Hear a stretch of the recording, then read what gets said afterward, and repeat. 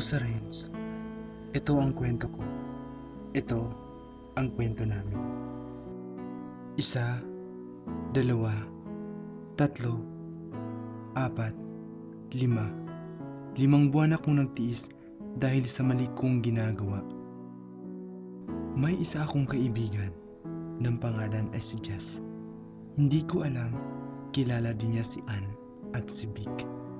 At si Vic naman, kilala niya si Ann at saka si Jess at Mary.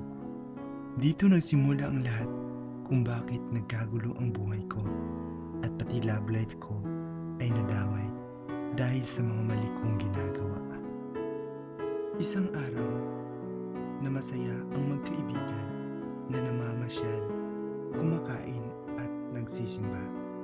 Tinext ko si Ann at sinabihan ko siya na gusto ko siyang makita. Nag-reply naman si Ann at ang sabi niya, papayag siya. Sa isang mall kami magkikita. Sa mga time na yun, nag-text sa akin si Mary na magkita din kami. Nung nagkita na kami, hindi ko inakalang mabasa niya ang mga text ni Ann sa cellphone ko. At dito na nagsimula ang lahat na iba na ang kanyang pagtingin sa akin.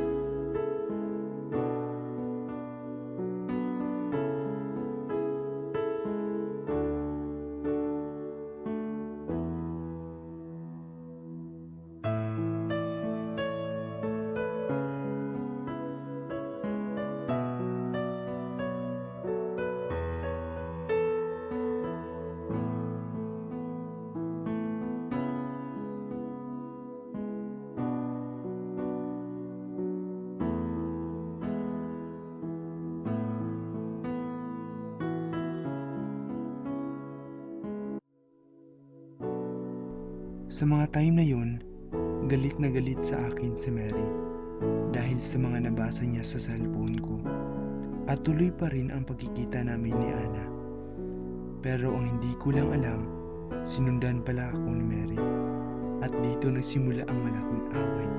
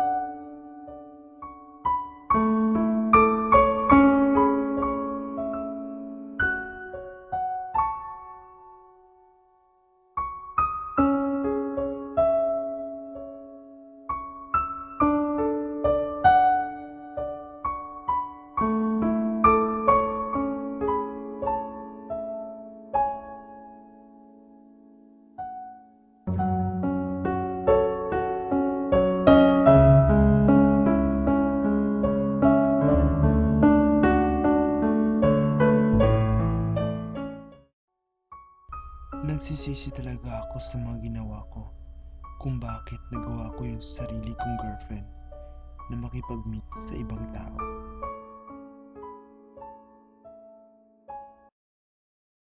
At hanggang sa nakita ko na lang ang kaibigan ko. Pinuntahan ko siya at sabay tanong kung saan siya pupunta. Sabi niya maglalakad lang raw. Kaya yun, sumama na lang ako at nag-usap kami. Ang akala ko, yun na yung huling away. At ang hindi ko lang alam, nagkatagpo pala ang daan ni Ana at saka ni Mary. Nag-away silang dalawa.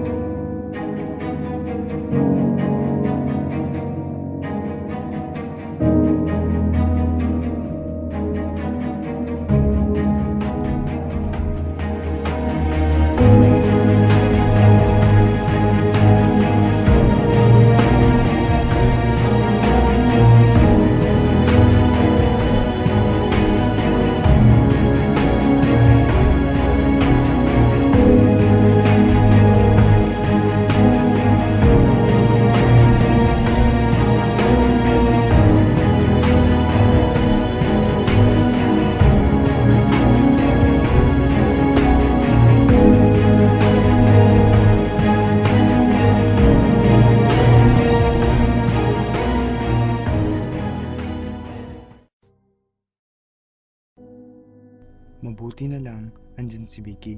Si Vicky ang nag-awat sa kanilang dalawa. Tinanong ni Vicky kung ano ang pinag-aawayan nila.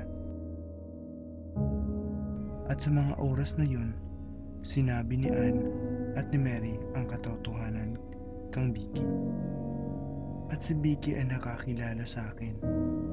At nung mga panahon na yun, gumawa si Vicky ng paraan para makausap niya ako at para ma-okay na ang lahat, para wala ng problema sa isa't isa.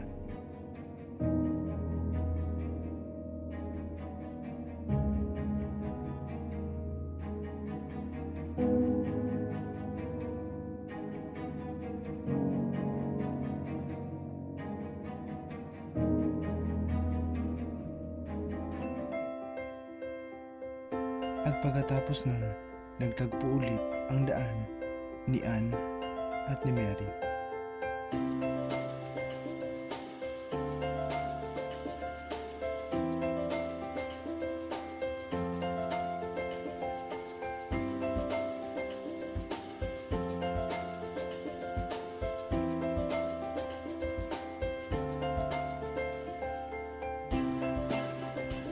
Ang hindi ko lang alam na ang friend ko na si Jess ay friend din pala ni Anne at Mary. At nung tinanong sila ni Jess kung ano ang problema nila, sinabi nila agad ito. At sinabi ni Jess, lahat ng bagay ay may solusyon. At hindi nagtagal, pinagbati ni Jess si Anne at Mary para maging okay na silang dalawa. At simula nun, masaya na silang magkasama bilang mga kaibigan.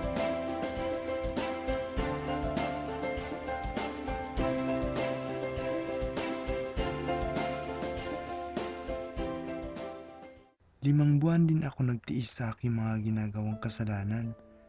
At siguro ngayon, panahon na para manghingi ako ng sorry sa mga taong sinasaktan ko. At pagkatapos nun, nakipagkita ako kay Ana. Pumayag naman siya at doon sinabi ko na sa kanya ang lahat-lahat na sana mapatawad niya ako sa mga kasalanan kong ginawa ko sa kanya. At mabuti na lang at napatawad ako ni Ana. Mahal ko si Ana, pero iisa lang talaga ang mahal ko, wala nang iba, dahil isa lang ang aking puso.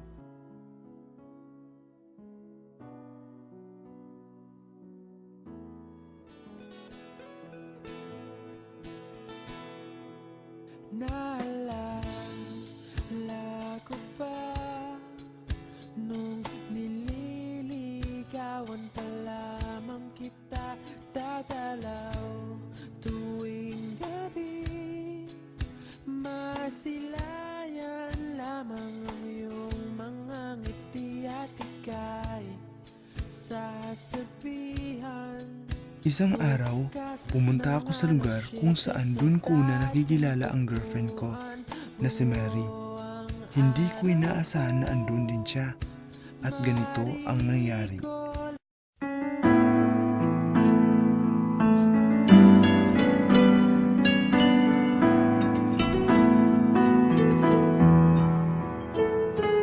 I may burn out like a candle, and I may pass away.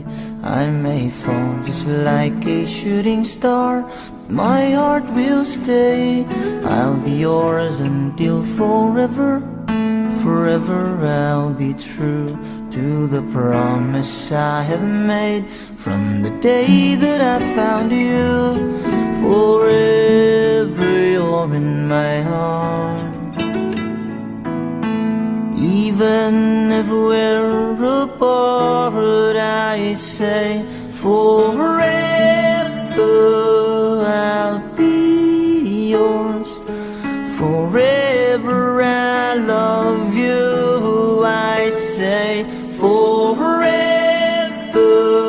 I'll be yours. Forever I love you.